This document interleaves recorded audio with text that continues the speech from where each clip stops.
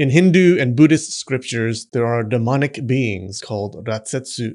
Some call them man-eaters. You may be surprised to hear that demons are a huge part of Buddhism, especially female demons who seduce men. Old Japanese Buddhist writings are full of stories about men falling to temptation. Medieval monks thought of women the way school shooters think of women, with absolute terror.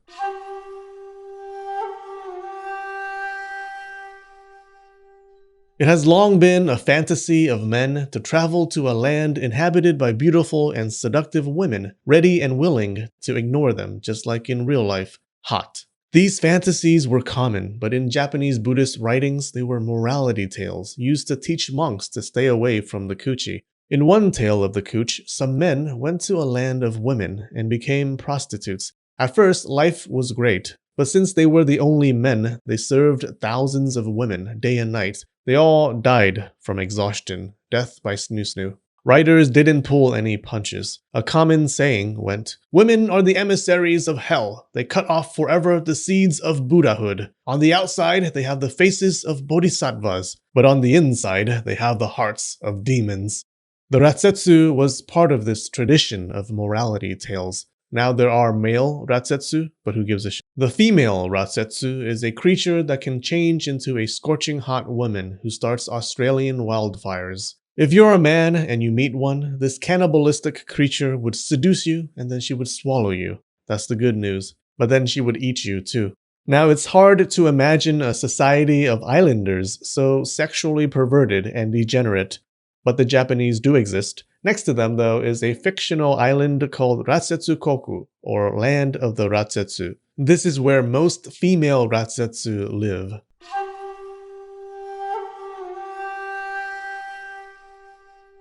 The first Japanese mention of the island of the Rasetsu was in a story from the 1100s called How Sokara and 500 Merchants Went to the Land of the Rasetsu. It was an Indian story that made its way to Japan. One day, a merchant named Sokara and 500 of his merchant buddies set sail looking for treasure. Unfortunately, all they found was a strong wind that made their ship crash onto an unknown island. They were all, "Oh no, we're going to die." Then they were like, "Well, hold on a minute," when a group of women came to the beach singing. Their voices were like those of the best opera singers, because no one listened to them. They were all busy looking at how beautiful the women were. The ladies beckoned them to follow, and follow they did, right into this cool mansion. Turns out they had crashed on some fantasy island of gorgeous women who were just waiting for men to come, just waiting for a chance to satisfy their desires. Each man was free to pick any woman to be his wife, and for some time they lived in bliss. Now, some of the men probably already had wives, but you know what they say, what happens in Rasetsu-koku stays in Rasetsu-koku, and for things that don't, there's penicillin. Only one man thought he smelled something fishy, and it wasn't between the island women's legs. The leader of the expedition, Sokara, snooped around the island, and in a place far from any undulating bodies, he found their secret.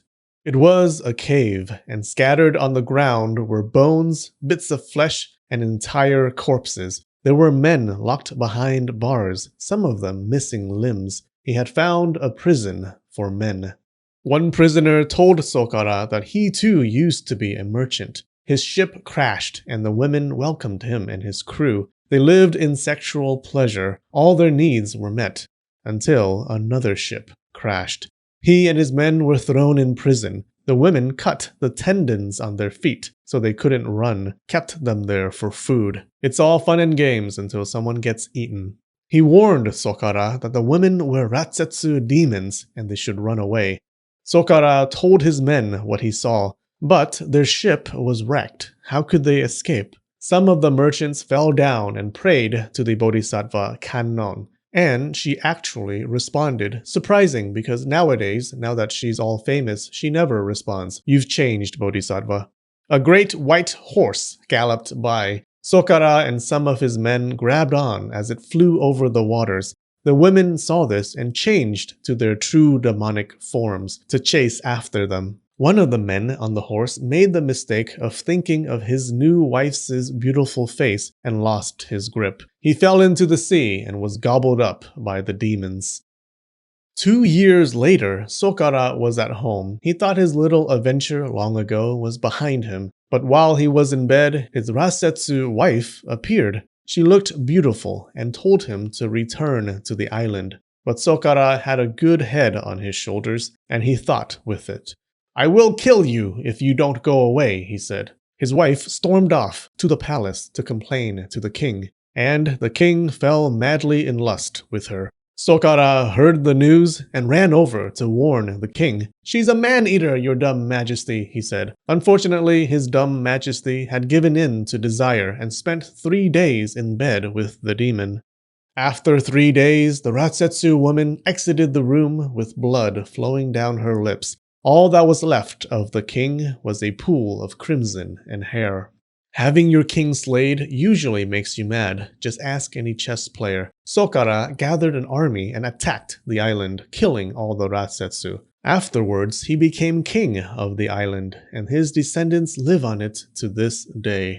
There are many versions of this story in Buddhist writings. Some say it's an origin story of Sri Lanka. Some say Sokara was the Buddha in a past life, and the story was an allegory of him escaping his desires and ascending to nirvana. The island is even in the Lotus Sutra, one of the main Buddhist texts. In it, the Bodhisattva canon is supposed to protect you from 10 great dangers. One of them is the danger of being shipwrecked on an island of man-eating demons, very specific for some reason. In the Lotus Sutra, the demons are actually male, not female. Later stories changed it to an island of female demons, which stuck when the stories traveled to China and Japan.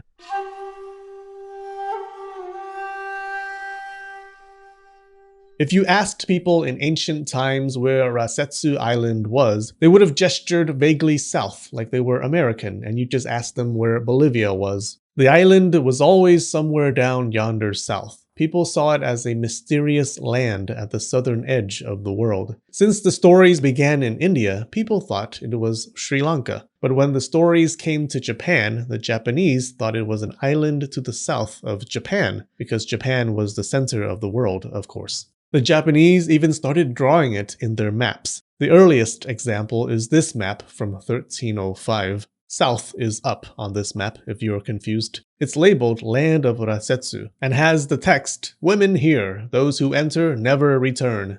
But this map also has the Ryukyu Islands and says its inhabitants have the bodies of humans and the heads of birds, so we probably shouldn't be using it for navigation. Fun fact, the word Rasetsu is written like this.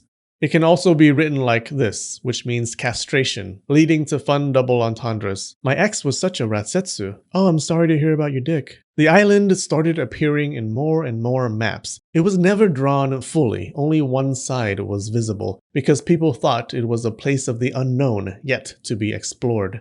In some maps in the 1400s drawn by Koreans but using information from the Japanese, the island was sometimes right next to Japan or much further away. You can also see another island on this map called the Land of Women, which is a different place where women become pregnant by spreading their legs to the wind. But you probably don't want to hear about that. For much of the Edo period, Rasetsu Island became standard in all maps of Japan. This island from the old stories became a real island in Japanese minds. Alright, for more Japanese Buddhist lore, check out these videos. We have a new emperor on Patreon today, Carl. Thanks, Emperor Carl. We also have regular patrons, KCDC, Andang, hello fellow Vietnamese, and So Fresh and So Clean, give it up for hygiene. Alright, I love you and spread the knowledge.